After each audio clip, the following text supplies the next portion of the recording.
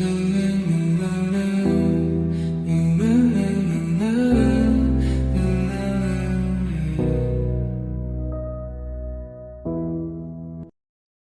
we get into today's video, Goddess Lilith reminds us that we are children of the eternal flame. Our desires cannot be stomped out by those who harbor jealousy in their hearts. You are wild and unbound. Hello, Abyssal Travelers, and welcome back to my channel. Today we're going to be asking Goddess Lilith for her guidance and wisdom, which is why I decided to wear something a little bit more exciting, a little bit more fun, a little bit more sensual, because we are speaking to the goddess of lust and desire, of course. I don't have a deck specifically for Goddess Lilith, not yet anyway. I do plan on getting one soon, or at least soon enough. Sometime this summer I do plan on getting one. But until then, we will be using the Yu-Gi-Oh deck in the Shadow Work cards, the Moonology Oracle, and the Necronomicon Tarot. So those are the decks we're going to be using today.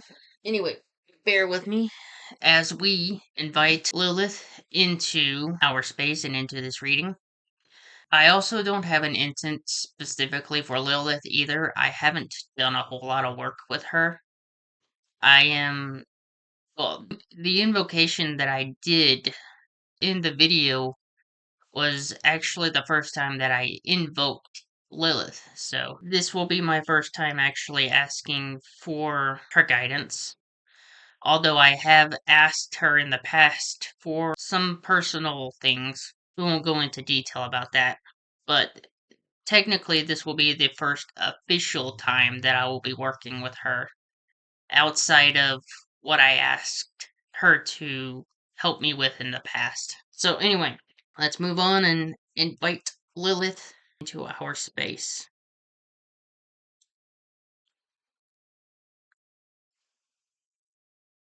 Goddess Lilith, we invite you into our space, into our homes, and into our auras, into our energy, into our bubble, so that you may give us guidance and wisdom, and so that you may show us the way forward with our desires and our wants and needs at this time. Thank you and blessed be. Alright, now that that is out of the way, we will begin the process of shuffling and drawing the cards. Of course. And we will begin with the Moonology deck, just to see what the overall energy is at this time. Goddess Lilith, we ask you to give us an energy reading at this moment for the collective's highest good. We ask you to show us the energy of our desires, our sensuality at this time. Thank you and blessed be. Alright, so we have the new moon and a new start is coming.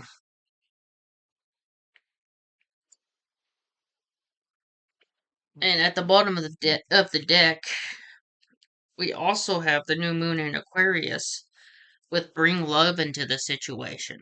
So there's a new start coming for a lot of you out there, and Goddess Lilith is asking you to bring love into this new situation that's coming up for you, whatever it might be. This could be a new job, this could be a new partner, you could be moving to a new place, you could be going on vacation somewhere, you could be starting up a new business. Whatever it is, something new is coming, and Goddess Lilith wants you to bring love into the situation. If she wants you to bring your heart and your wisdom and your affection into this situation, so that when the situation does come about, your emotions don't get riled up and cause you to lose a chance at something that might be really great for you. So, whatever this new situation is, remember to bring love into it. Go into it with love and not whatever else you might be feeling at the time.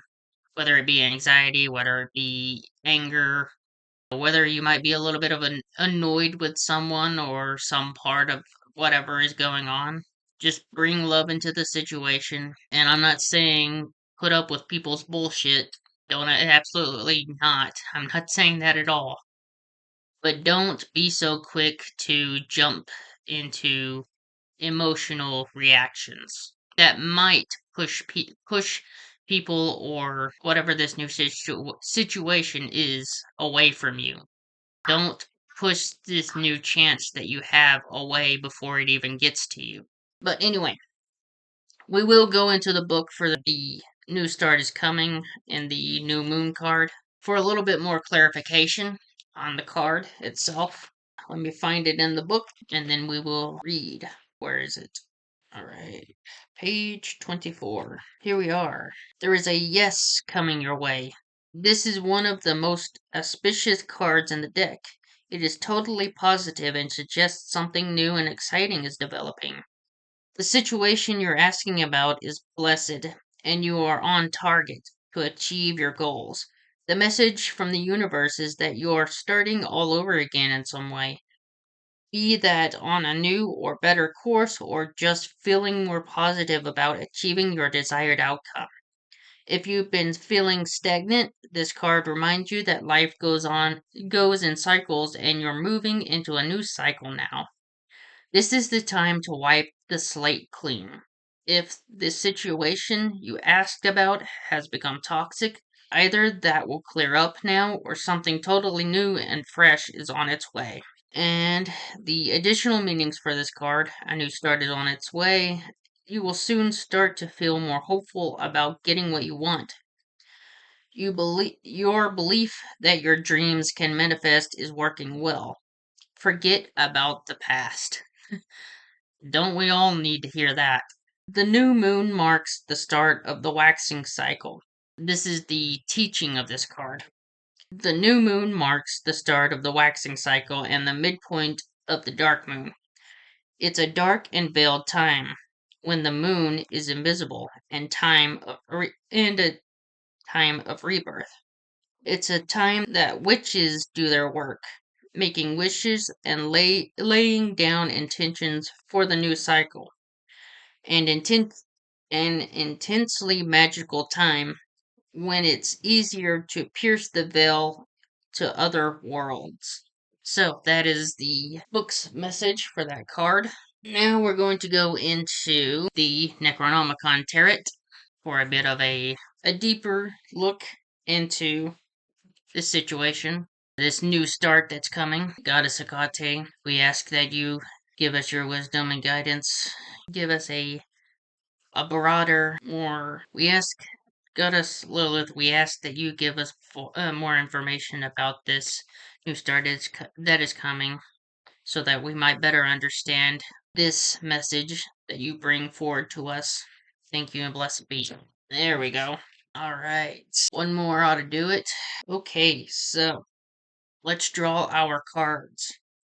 And we're going to draw at least 3 so that we can get a pretty good picture of what this new start is about and what might be coming in you guys' future.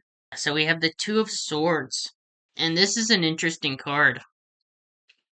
So you can see that this looks a lot like the Lover's card, as these two are very clearly kissing. But then you see this knife in the woman's hand right here.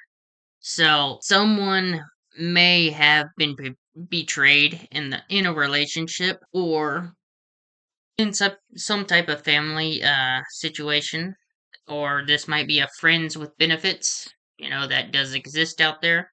But that's the type of energy that I'm getting. You can also see this sword down here that the man has clearly dropped. So someone's let their guard down, and someone has either betrayed them or is going to betray them. And that's the type of energy that I get from this card. And I'm going to be reading the pictures for this Necronomicon Tarot because the book is gigantic and it's a hassle to look through. The next card that we have is the Five of Discs. And we can see in this card that these people back here are throwing stones at this guy who is trying to duck and dodge while carrying this book right here. And so this card might go in tandem with this betrayal over here. Someone might be throwing stones at you, trying to blame you for something that they did outside of themselves, or I don't know. Let me gather my thoughts for a second here. Someone might be trying to blame you for some type of spell or some type of curse that they think that they have, especially with this book right here. This book is definitely giving off Book of Shadows vibes to me. I'll let you guys see that up a little bit closer. So someone might be trying to blame you for a spell or a curse that somebody else may have put on them, or they might be actually trying to put a curse on you or trying to put some type of spell on you. And so they're throwing the stones or throwing the spells toward at you or towards you. And yeah, this definitely not a good situation to be in. But we will move forward. And the tower card. Yeah, definitely someone's trying to put either trying to put a spell on you or has tried to put a spell on you and is blaming somebody else for doing so. This is a betrayal. This is definitely a betrayal. Either this could be a friend, this could be a family member who is into witchcraft. This could be an ex-partner who is into witchcraft.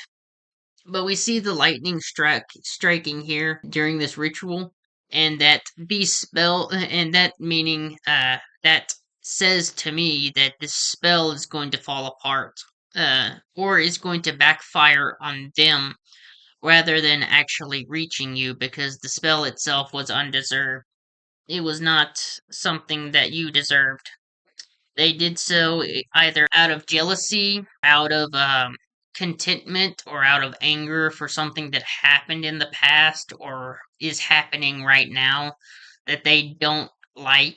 And so a spell that they're putting out right now or to attempting to put on you, whether it be a spell, whether it be a curse, whether it be some type of binding, is going to fail because the intent is not justified or pure in its creation. And so this spell is going to backfire on them. And so that is the message from Goddess Lilith at this point. From this deck, anyway. From this reading, I don't know what I'm saying. Oh, right. Before we move on to the shadow work cards, we have the card at the bottom of the deck, which is the Queen of Wands. And this card kind of reminds me of the goddess Freya with the bird up here and the staff and her hair and the way that she looks very much like in the Viking era.